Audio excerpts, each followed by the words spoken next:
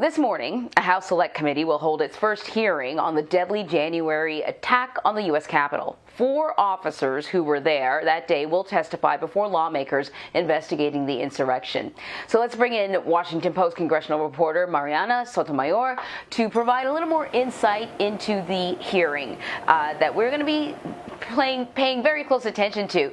So listen, the officers who will be testifying, they've already spoken publicly about their story, but there's a reason why they are the first to testify in this hearing.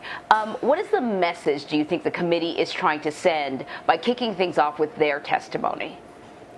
You're right. The Democrats and the 2 Republicans on this committee very much are trying to set a very somber tone, a very serious tone. They're really looking at this first hearing as one that will mark what is expected to come, and they themselves are not necessarily looking for those viral moments that we sometimes tend to see in Capitol Hill hearings. If anything, what they see their roles as is ones who can pull out even more information from those 4 Capitol Police officers, 2 Capitol Police officers and 2 Metro Police officers you see on the screen right now. Like you mentioned, they have been candid to the press already. They have told their stories.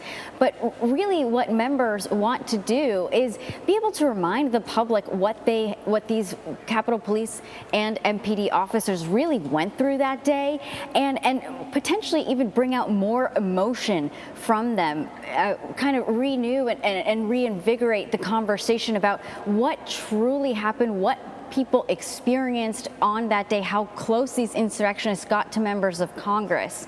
And that is really what we'll be hearing a lot about today, besides, you know, any political conversation that might come up. That's what they're trying to avoid.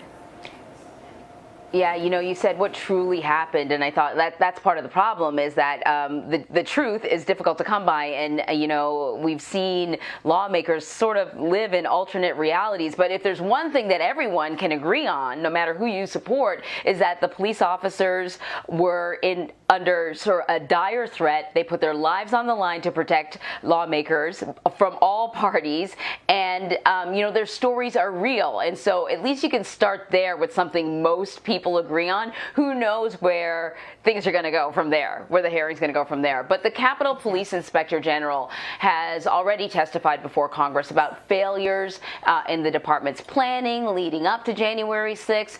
So, I mean, I'm hoping that since they already have that report, when it comes to this investigation, that will be a starting point. Will the report and the testimony inform the work that this committee does? Definitely, yes. That is something, like you mentioned, it's a starting point. They really see their role as trying to fact find and really dig to see what that truth is, as you mentioned.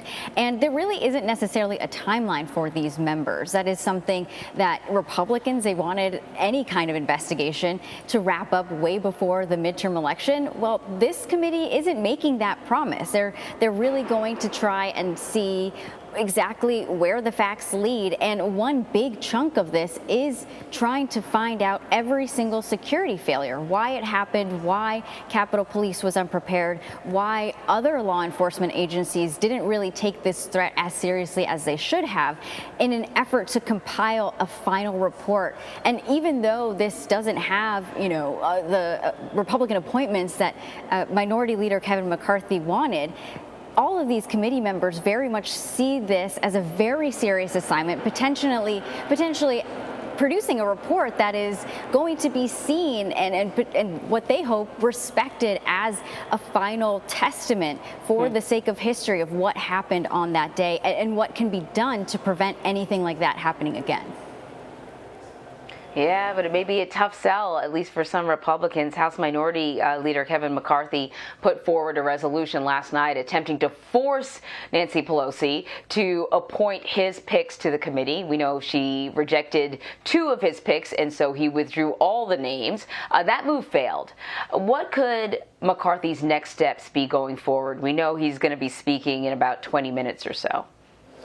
That's right. The fact that he pulled all of his Republican picks from the committee makes it very difficult for anyone to either defend him, defend the Republican conference, and also defend former President Donald Trump on that dais. So what we're going to see, as you mentioned, just at the top of this next hour, are all the Republican leaders and a number of other Republicans who are supposed to sit on the committee already start their counter-programming messaging. We don't know yet if we should expect from them, once the hearing wraps today, another presser to respond. But that's the thing. They could have responded in real time. They could have set the messaging then.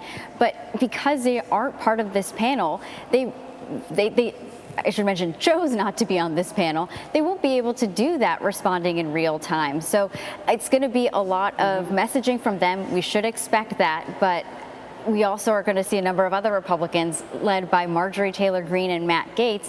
They're actually going to the Department of Justice today to actually try and argue that these insurrectionists are being treated unfairly. So there's a lot of different moving pieces within the Republican conference that McCarthy is trying to message, but also maybe try and corral other counter messagings within their own conference.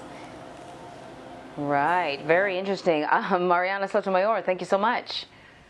Thanks.